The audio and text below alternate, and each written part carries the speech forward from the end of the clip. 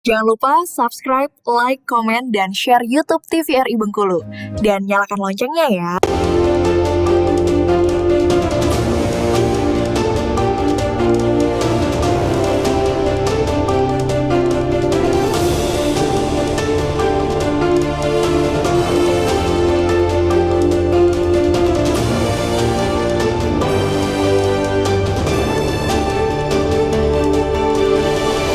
Ya, pemirsa, Anda masih bersama kami tentunya masih di Berendo ya. Kita kembali ini mengulas seputar dengan bank sampah. Kita nanya langsung ya pemirsa ke ahlinya ya.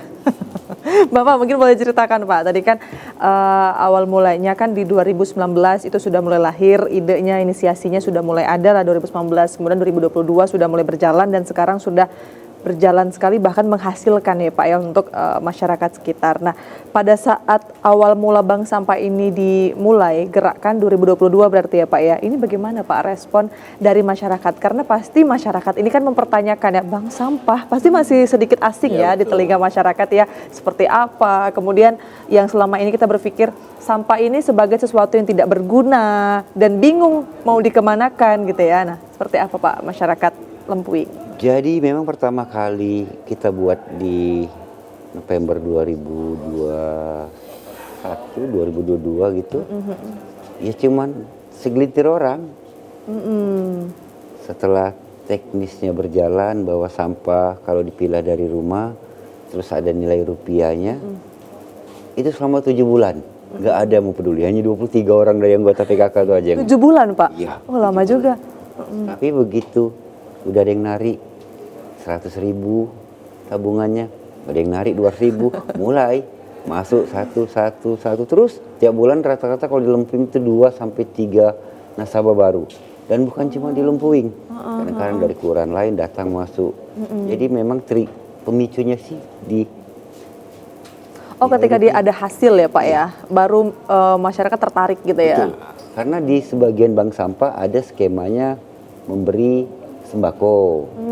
Kayak minyak manis, gula, kopi, tukarnya rewardnya seperti itu.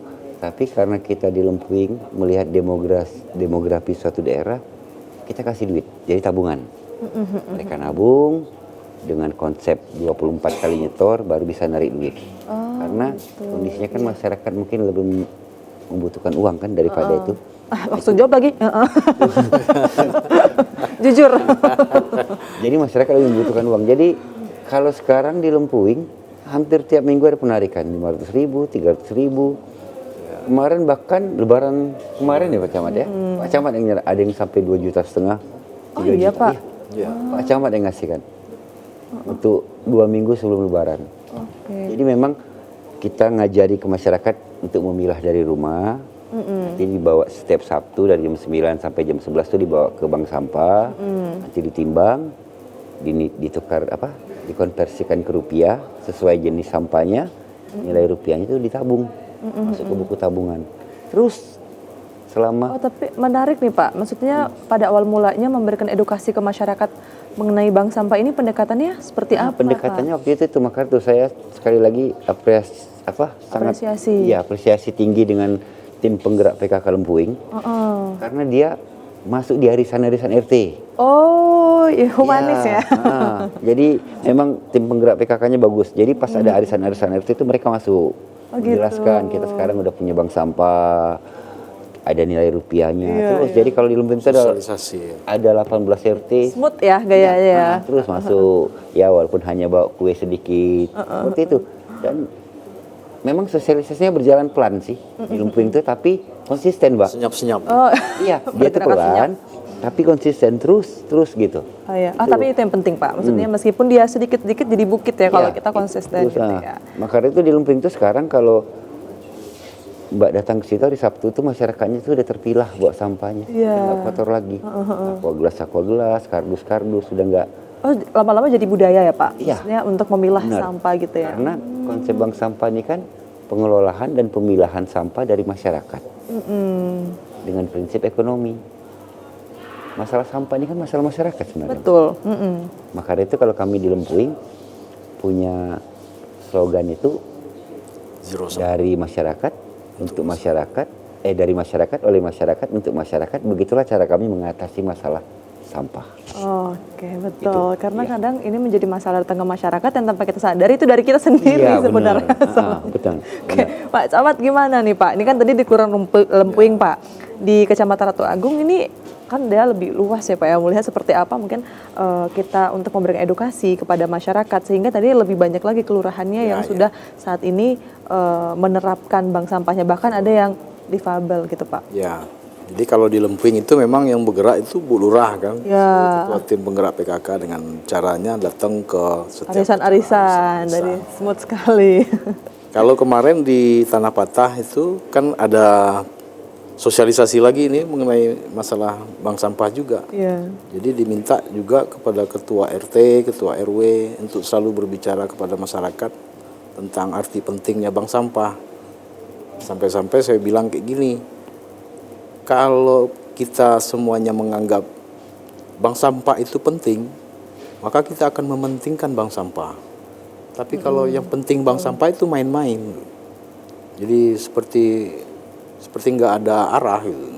Yang penting ada bank sampah. Gitu. Itu yang memang harus kita tanamkan kepada warga masyarakat, mindset mereka yang dulunya ya sampah itu nggak ada harga gitu. Nah sekarang ada nilai yang bisa diambil dari sampah-sampah itu.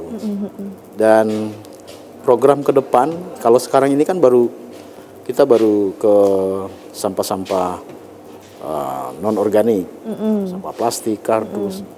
Nanti ke depan rencana kita juga akan ke sampah organik dengan budidaya maggot dan kemudian kompos. Apa yang gali lubang itu, Indra? Biopori. Biopori.